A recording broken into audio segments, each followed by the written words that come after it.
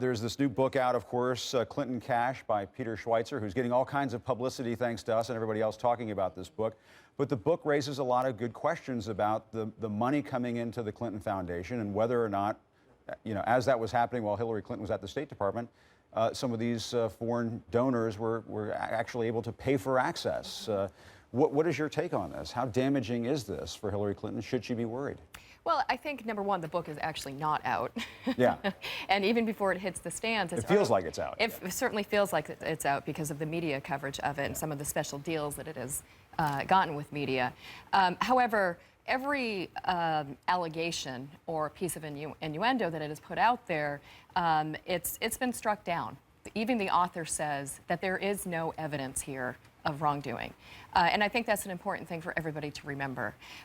He suggests that she was able to get the Colombia Free Trade deal through because of a donation to her husband's foundation. That is absolutely ridiculous. I worked on the Colombia Trade Free Deal for years. And if one person could put their finger on the scale, believe me, I would have found that. It just was not possible. You didn't see it happen? It didn't happen. It's not that I just didn't see it. It's just the system is not set up as a way for it to happen. And Kristen, did you expect this kind of political gift to come to the Republicans so early in the campaign? It has just been a constant drip, drip, drip, and I think we've got a long way to go until November 2016, and I think Republicans seem to be getting a new gift every week. It doesn't take a lot of effort to persuade voters that politicians are sort of peddling their influence to the highest bidder. What's unusual about this is that the highest bidder in this case is foreign corporations and foreign governments. Usually Russia and uranium are not involved in these sorts of stories, which sort of takes it to the next level. And voters also aren't dumb. Bill Clinton's speaking fees tripling when all of a sudden Hillary Clinton becomes Secretary of State. Again, this is not a hard case that Republicans need to make, that the Clintons are in this for themselves and not for the American people and for the good of the country. And we should point out the Hillary Clinton campaign has pointed out that, that Peter Schweizer is a conservative. He's written books essentially supporting conservative causes in the past. And I want to play a piece of tape from Hillary Clinton earlier this week and then go to you, Jeff, when Hillary Clinton seemed to be saying when it comes to the Republicans, it's all about me. Here's what she had to say. We will be subjected to all kinds of distraction and attacks, and I'm ready for that. It is, I think, worth noting that the Republicans seem to be talking only about me. I don't know what they'd talk about if I weren't in the race. It's all about me at this point, Jeff. Is that Hillary Clinton's line of defense now? I mean, she's right about that. I was with her in New Hampshire when she said that. That's the only time she's addressed this, and she did it very briefly. But look, I think this raises legitimate questions that voters will have to answer about if she was elected president, then what would happen? What role would Bill Clinton have then? So I think that, the Clinton campaign realizes that this is just the very beginning of this. They do have to answer some of these questions. And you're totally right. There is nothing, no huge smoking gun in the book that we know of right now.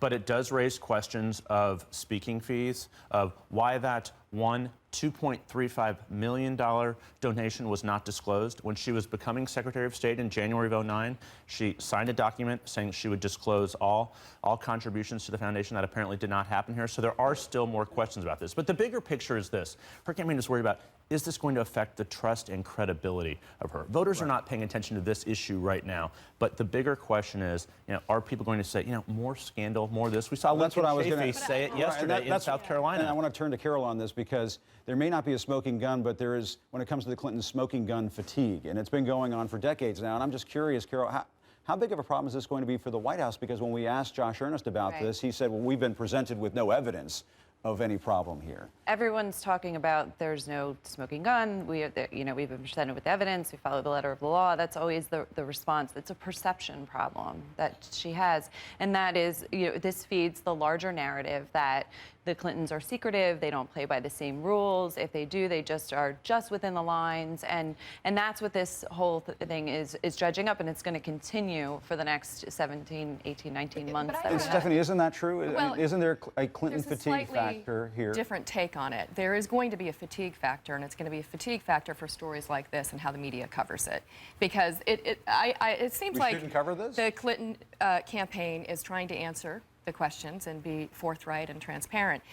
However, they don't seem to be that worried about it. And I think that's probably because, and I'm not out there campaigning with them, but there's probably a very different conversation happening in Iowa and New Hampshire and everywhere else she's traveling than what we're watching in the national media. Yeah. And when her point about, Republicans are talking about me, I think the larger point there is, yes, they're talking about Hillary Clinton. Hillary Clinton is talking about real people. And that is what elections are about. And if Chris, Republicans lose sight of that, they're guaranteed to fail. And, going back to the late 1990s, I mean, one asset that the Clintons had on their side was Republican overreach. Bill Clinton's approval ratings went up after the impeachment. Do you think the Republicans might overplay their hand once again and set the table for Hillary Clinton by overreaching this summer? I don't think that it's going to have to take a lot of effort on the part of Republicans to get Americans believing that Hillary Clinton's not particularly trustworthy. It's already showing up in lots of polls. If I was a Democrat at this point, I might be a little nervous that there is no plan B. If, as Jeff mentioned, the layers get peeled off one by one, there's no smoking gun at the moment. But it just seems that this constant drip, drip, drip of stories where the Clintons have not done the right thing or have barely done the right thing is not going to be a helpful narrative for them over the next 18 months. And But what do you think, Stephanie's Jeff? right, though. You did not hear Jeb Bush out there talking about that this week. I mean, we heard Mitt Romney saying it sounds like bribery, but no one who's actually running for president said that. And there is a danger, I think, of Republican overreach. But this is only one small part of it. I mean, we have the Benghazi emails coming up. This is going to be a soundtrack of this campaign, like it or not. The voters may not be paying attention to it, but it is going to happen. Yeah. And I think it's going to show Republicans out of focus on what this election is about. I do think there is almost a guarantee that there will be Republican overreach in this election.